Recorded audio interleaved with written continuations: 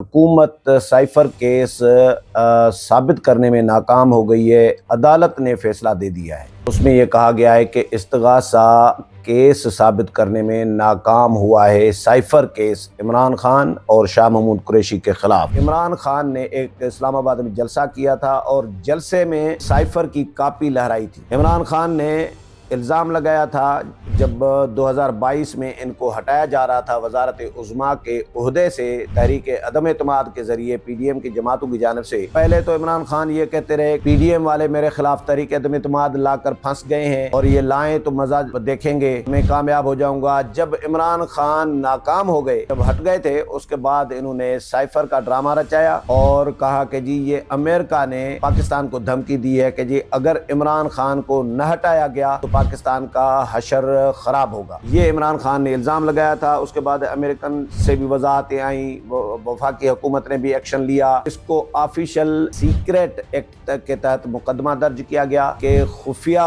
एक कॉन्फिडेंशियल एक जो डॉक्यूमेंट होता है बतौर वजीर आजम, उन्होंने इजलास बुलाया बनी गाला में और इजलास की सदारत करते हुए उसको अपने मफाद में इस्तेमाल करने के लिए आजम खान की, अपने प्रिंसिपल सेक्रेटरी की, उस वक्त के जो प्रिंसिपल सेक्रेटरी थे, उसकी ड्यूटी लगाई थी। और बाद में आजम खान ने बयान भी रिकॉर्ड कराया। परवेज खट्टक का भी ऑन द रिकॉर्ड मौजूद है। उन्होंने कहा था कि इमरान खान को उस वक्त भी हमने कहा था कि ये जो मामला है साइफर का, आप जिस तरह कर रही हैं हरकतें, तो ये आपको जेल ले जाएगा। तो ये चीजें पीटीआई के लोगों ने भी खुद एतराफ किया है, लेकिन अदालत ने कह दिया है। तो जाहिर है अदालत का फैसला तो अहम होता है। अदालतों से सहूलतकारी भी होती रही है, वक्तन फवक्तन होती रही है, कुछ अरसा बंद हो जाती है, फिर शुरू हो जाती है। अब ये इतना अरसा, तवील अरसा साइफर का केस चला, लेकिन इस्तिगासा अगर केस साबित करने में नाकाम हुआ है और अदालत ने इमरान खान और शाह महमूद कुरैशी की बरियत का हुक्म दे दिया है, फैसला सुना दिया है, तो उसके बाद हुकूमत के पास क्या रहता है।